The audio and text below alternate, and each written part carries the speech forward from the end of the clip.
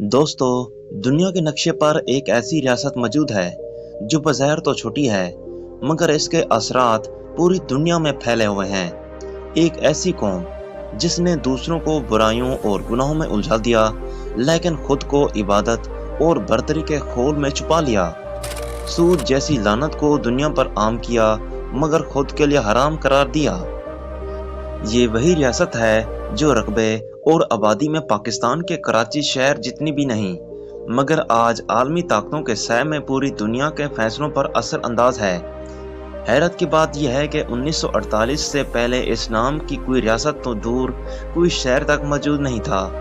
जी हाँ दोस्तों, हम बात कर रहे हैं इसराइल की उस नाजायज रियासत की जिसने दुनिया भर के मुसलमानों को फहाशी पर लगा दिया, मगर अपनी औरतों को इबादत में मशगूल रखा। एक ऐसी नाजायज रियासत की जिसने अपनी चालाकी, टेक्नोलॉजी और सियासी खेल से न सिर्फ मुसलमानों की ज़मीन छीनी, बल्कि पूरी दुनिया की मईशत पर कब्जा कर लिया।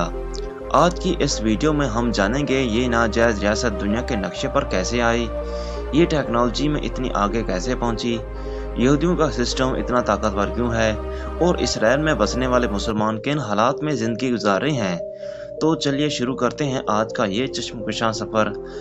लेकिन इससे पहले चैनल को सब्सक्राइब करें ताकि आपको ऐसी मज़ीद हकीकत पर मबनी वीडियोस वक्त पर मिलती रहें। इसराइल एक ऐसी रियासत है जो 1948 में दुनिया के नक्शे पर वजूद में आई। ये रियासत आबादी के लिहाज से दुनिया की छोटी रियासतों में शुमार होती है। 2022 के मुताबिक इसकी कुल आबादी 96,56,000 है। ये रियासत मशरक़ वस्ता में बाहिर रोम के साहिल पर वाक़या है। इसके इर्द गिर्द फ़िलिस्तीन, शाम, मिस्र और लबनान है। पूरी दुनिया में यहूदियों का सिर्फ एक ही वतन है, इसराइल। इसराइल की कौमी और मजहबी ज़बान इब्रानी है। इसराइल में एक मशहूर कहावत है जिसका मतलब है गलत बात को कभी बर्दाश्त ना करो, अगर कोई गलत करे तो फौरन जवाब दो। एक रिपोर्ट के मुताबिक इसराइली कौम दुनिया की सबसे ज़्यादा रिस्क लेने वाली कौम है और इसी वजह से ये अक्सर कामयाब भी रहती है। ये लोग अपने मुल्क से बेपनाह मोहब्बत करते हैं और अपनी छोटी सी रियासत को भरपूर सपोर्ट करते हैं। प्यारे दोस्तों, दुनिया के मुख्तलिफ अस्पतालों में आपको हर मुल्क के स्पेशलिस्ट डॉक्टर मिलेंगे, लेकिन यहूदी डॉक्टर या नर्स बहुत कम नज़र आएंगे। इसकी बड़ी वजह यह है कि यहूदी कौम नौकरी के बजाय सरमायाकारी को तरजीह देती है, और जहाँ तक इनका असर रसूख चल सकता है वो इसे इस्तेमाल करते हैं ताकि खुद को मजबूत बनाएं। यहूदी मज़हब के मुताबिक एक ऐसा साल आता है जब तमाम कर्जे माफ़ कर दिए जाते हैं। इस साल को शिमंदा कहा जाता है। इस साल पूरे इसराइल में कोई नया बिजनेस शुरू नहीं किया जाता, हत्ता कि गैर मुल्की सरमायाकार भी इसराइल में नया कारोबार नहीं कर सकते, और इसराइली सरमायाकार भी इस साल बैरून मुल्क कोई नया बिजनेस नहीं कर सकते। दोस्तों, इसराइल में फहाशी इतनी आम है कि इसके लिए सहली इलाकों पर मर्द और औरत नंगे जिस्म के साथ घूमते या नहाते हुए नजर आते हैं, और इस पर कोई पाबंदी या रोक टोक नहीं, क्योंकि ये सब इनकी मजहब में जायज़ समझा जाता है। ये दुनिया की सबसे गंदी कौम कहलाती है।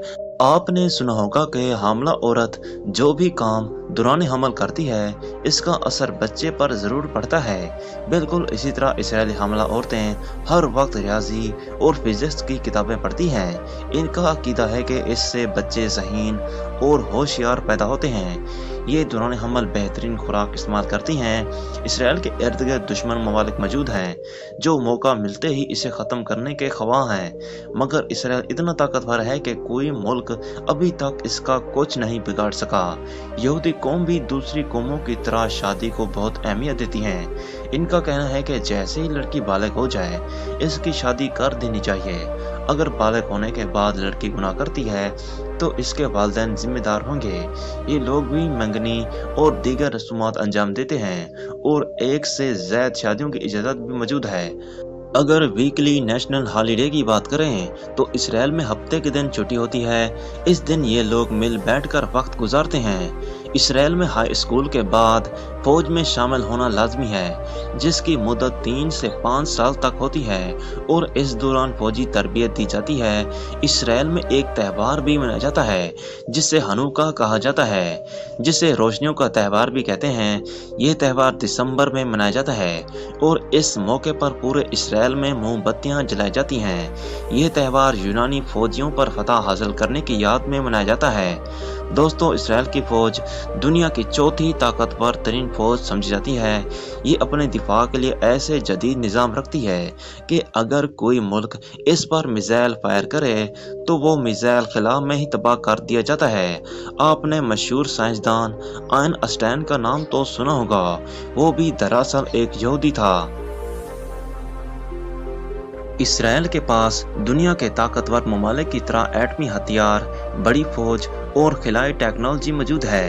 ये दुनिया में नई टेक्नोलॉजी इजाद करने और रिसर्च में नंबर 1 मुल्क माना जाता है। दुनिया की कई बड़ी कंपनियों के रिसर्च सेंटर भी इसराइल में हैं। यहूदी कौम कभी एक ही कारोबार पर इंसार नहीं करती, बल्कि मुख्तलिफ बिजनेस में सरमायाकारी लगाती है ताकि अगर एक बंद हो जाए तो दूसरा चलता रहे। दुनिया के सबसे बड़े हैकर भी इसराइल से ताल्लुक रखते हैं। 2023 की रिपोर्ट के मुताबिक इसराइल भारत को सबसे ज्यादा माली मदद देने वाला मुल्क था। यहूदी अपने कुल माल का 10वां हिस्सा गरीब यहूदियों को देते हैं ताकि वो कारोबार शुरू कर सकें।